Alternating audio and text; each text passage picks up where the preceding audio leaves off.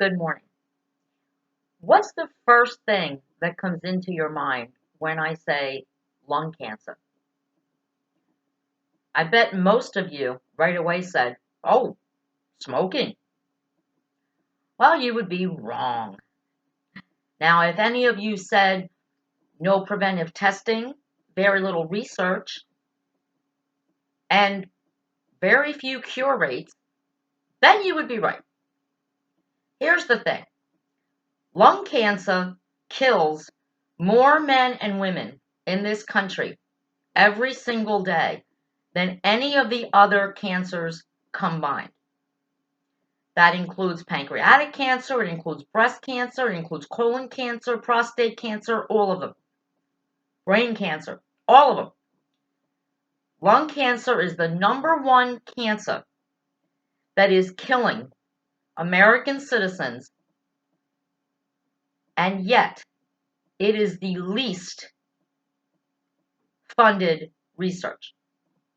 There is very little research being done to find a cure for lung cancer.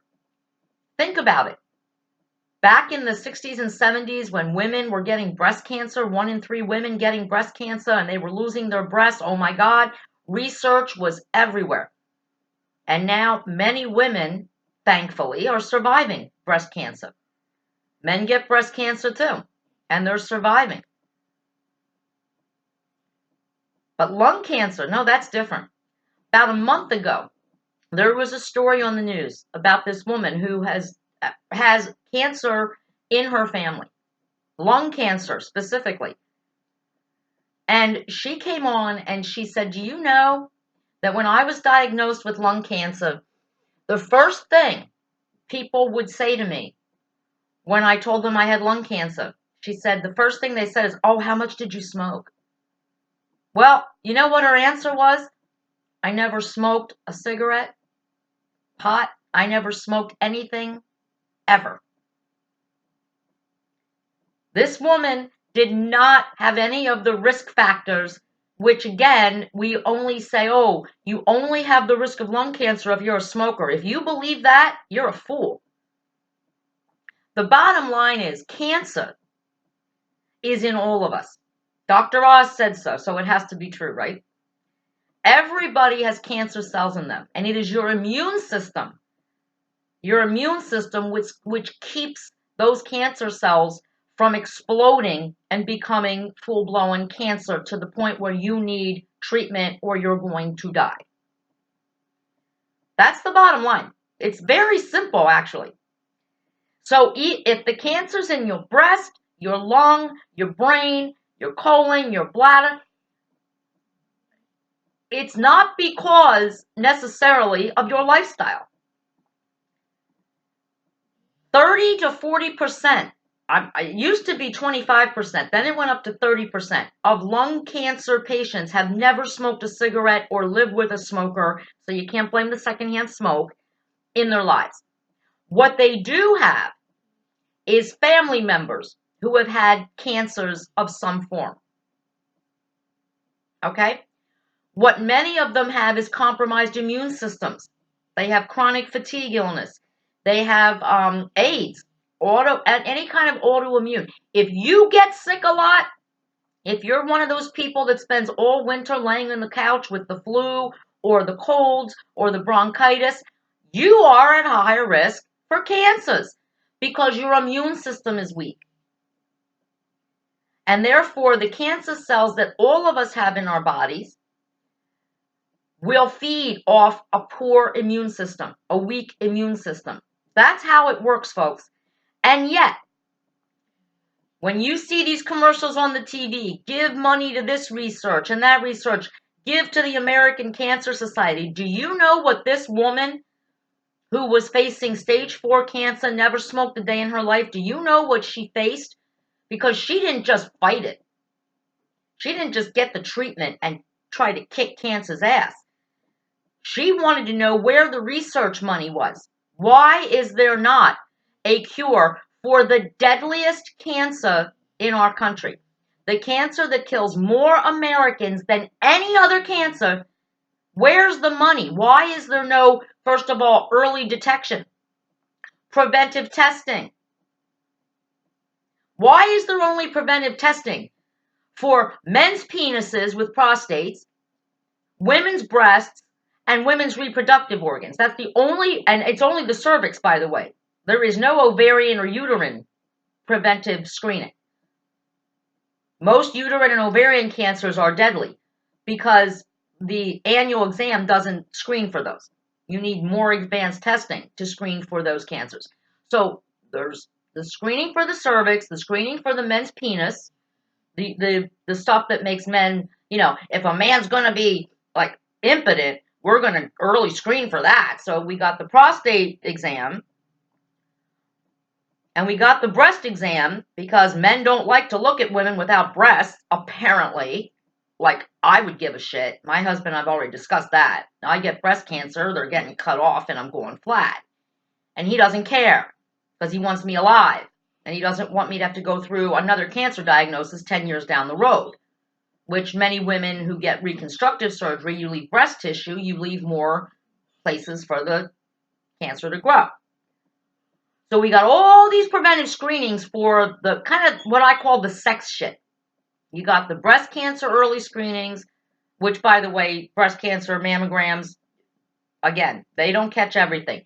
Ladies, do your own breast exams. Believe me, most women find their lumps themselves. The mammograms miss them. By the time a mammogram finds it, it's stage 3 or 4. That's another show. But here's what this poor woman found out. A woman who has never smoked at all, has stage 4 lung cancer.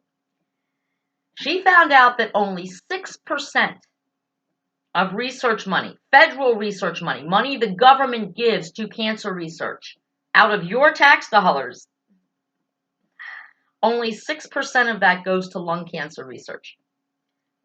And to add insult to injury, she found out why, very bluntly, by a congressperson who she spoke with. She actually went to Washington to find out where the money is going, why there is no money for the deadliest cancer in America that kills more people than any other cancer, why there is nothing being done to find a cure and early detection screenings. And here's what the politician said to her, right to her face. Why should we care about those people? That's a direct quote, by the way. Why should we care about those people? Now, remember, this is a politician. Now, I've done many shows about how the politicians view smokers. When they talk to non-smokers, they hate our guts. They want us in the closet. They want us in our houses. They don't want us in public. They keep raising the age of smoking. Like, now it's 21. Like, that's going to stop any 15-year-old from getting a cigarette. Give me a break. But they love us while we're healthy and smoking because we're paying a lot of taxes to buy our cigarettes, right? Cigarettes are the most highly taxed legal product in the history of this country. So they don't want to ban smoking, even though it kills like 600,000 people, according to the research, according to them. Smoking kills 600,000 people a year. Because every cancer basically, every lung cancer case is diagnosed as, oh, it's from smoking. Either you smoked or you lived with a smoker or you went into a bar and there was smoke like 40 years ago when you could smoke in a bar. Anyway, so they lump every lung cancer victim into this little box of, you did it to yourself. Isn't that funny? That people who are eating themselves to death now have a whole special class. They're not allowed to be called fat anymore. They're not allowed to be called gluttons anymore. They're not allowed to be called ugly anymore. They're supposed to be called, plus size? We're supposed to give all this love to people who can't pass up a cheeseburger or an all-you-can-eat buffet. We got to be nice to them. But if you smoke a cigarette, why should we care about you people? The saddest thing in that comment is, first of all, I'm a United States citizen. Second of all, I pay taxes. And third of all, you work for me, motherfucker. You are an elected official and you work for me. You work for me if I smoke, and you work for me if I don't smoke. You work for me if I'm fat or if I'm thin. You don't get to pick and choose who you care about, Mr. Politician. You need to care about every American citizen. Okay? The stigma of some of these cancers is absolutely ridiculous. It used to be if you were fat. When I was fat, oh, I was abused. Not only could I not find any clothes to fit me that looked good, but then I had to deal with the nasty little snarky comments. Oh my God, she needs 2 chairs. Oh my God, she's so fat. Oh my God, she's gained some weight. You're not allowed to do that anymore. But now I dare to light a cigarette within a 300-mile radius of somebody's kid, and I'm personing, oh my God, what are you doing? You're smoking. So if I would tell somebody, as a proud smoker, a pack and a half a day, been doing it for a long time, absolutely fine, perfectly healthy, as far as I know, because again, no preventive tests for people like me, because I'm a smoker, God forbid, I can get my breast checked, I can get my uterus, my cervix checked, I can get my ass checked, my intestines checked. I can't get my lungs checked. Insurance won't cover that. Because again, we don't care about you people, meaning me. They don't care about me because I'm a smoker. I wonder if they care about milk drinkers, because it's funny. When a couple years ago, they said that milk could cause breast cancer. Seriously, I'm dead serious. Because 90% of women with breast cancer drank milk. So what? Do we not now care about those people because they drink milk? Stop drinking milk. You did it to yourself by drinking the milk. They say wine. Drinking wine causes breast cancer. So are we going to call all wine drinkers? We're going to say, oh, well, if you drank wine and you have breast cancer, we don't care about you. I don't think so. But boy, the lung cancer. That's where the stigma lies. This woman said she was ashamed to tell people she had lung cancer because of their immediate reaction. Oh, well, what did you expect? All those cigarettes you smoked. And she kept, she almost wanted to get a t-shirt. I never smoked cigarettes. I don't smoke cigarettes. And yes, I have lung cancer.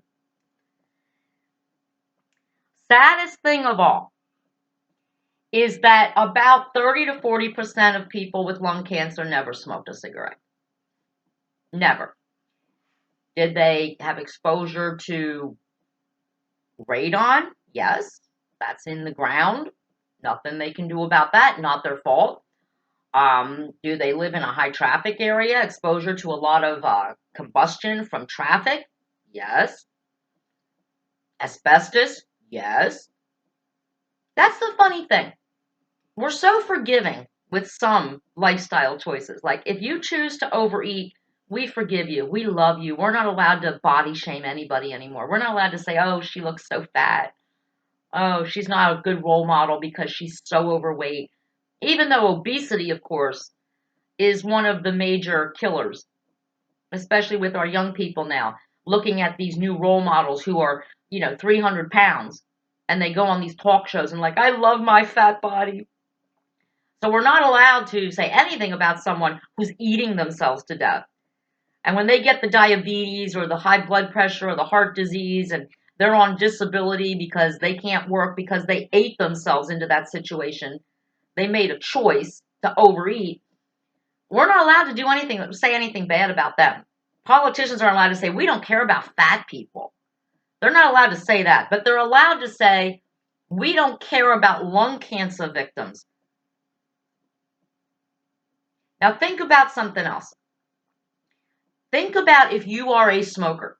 I'm a smoker, right? Back in 2006, when I got a bad pap smear, the first thing the doctors said to me was quit smoking. Your smoking caused your bad pap smear. Wow, really?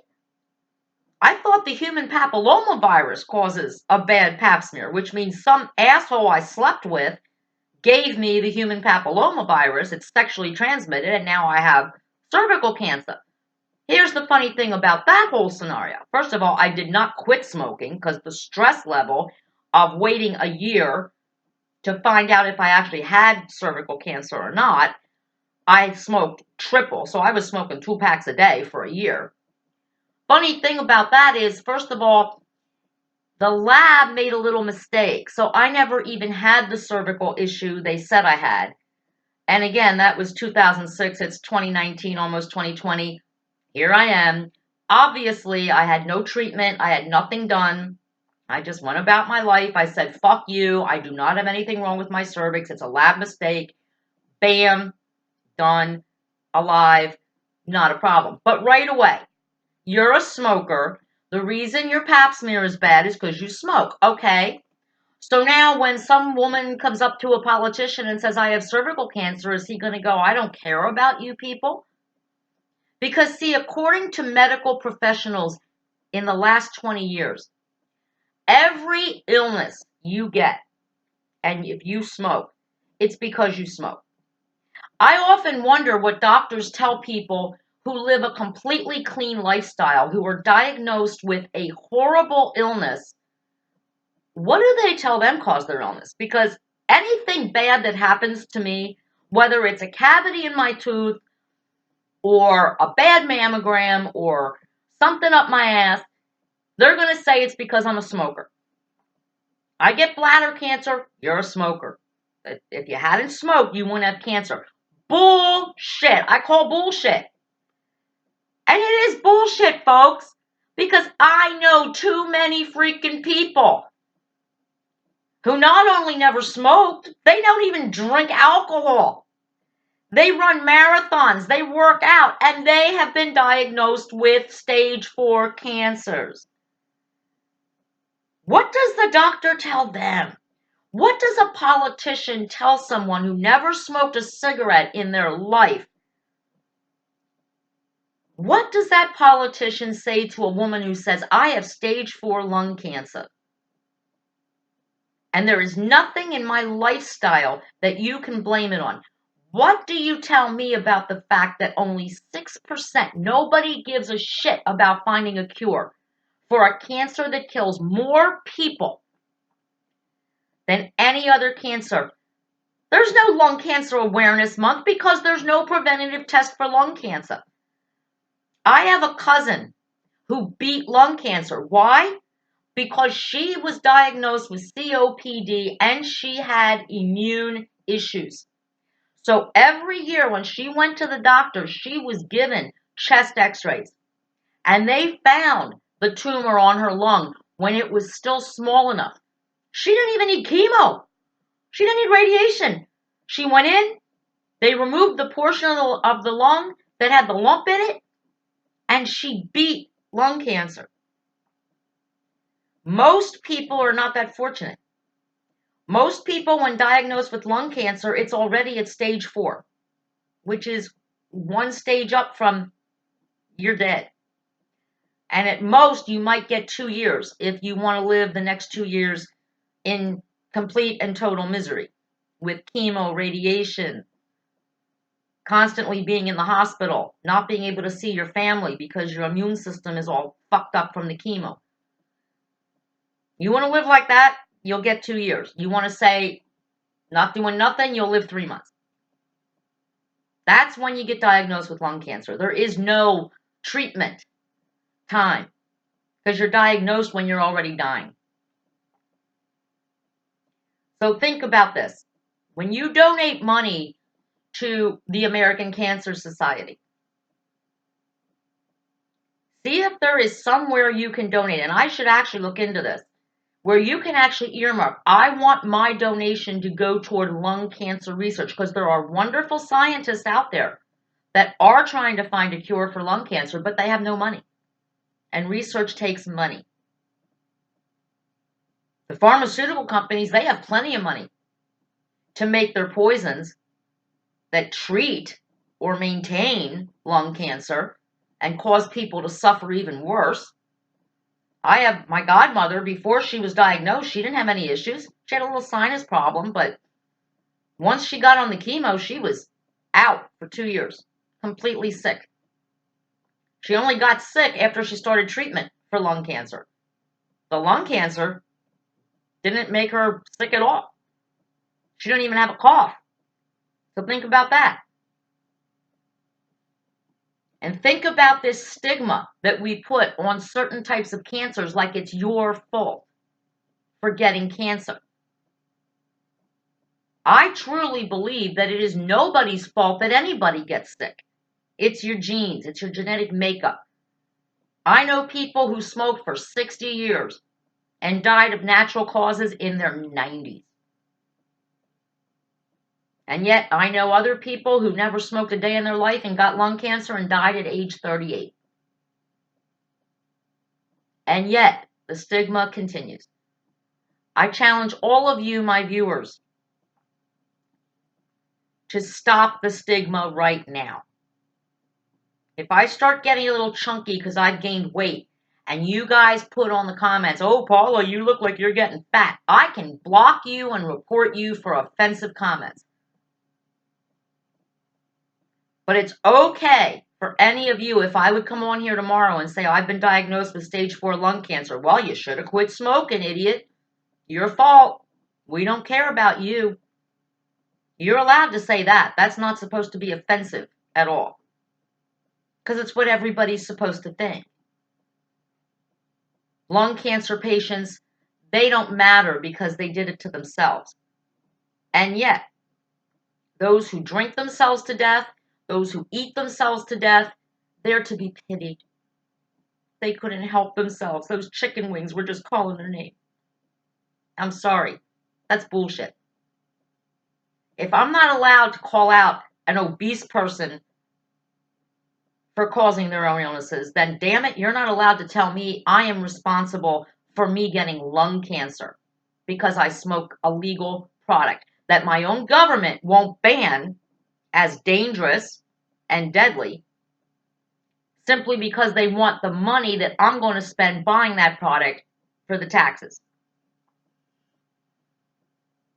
And yet, the politicians who pass the tobacco taxes, who make tobacco the most expensive legal product in the history of our nation, they have the nerve to look at someone like me and say, why should I care about you? Well, you know what? I can think of a couple billion reasons in tax revenue why you should. And I can think about the fact that I am a voter, why you should. I can think of the fact that I'm a fucking human being who happens to like a legal product that isn't good for me. It's not healthy. But hey, I have the discipline to pass up a chicken wing. Political Paula, out.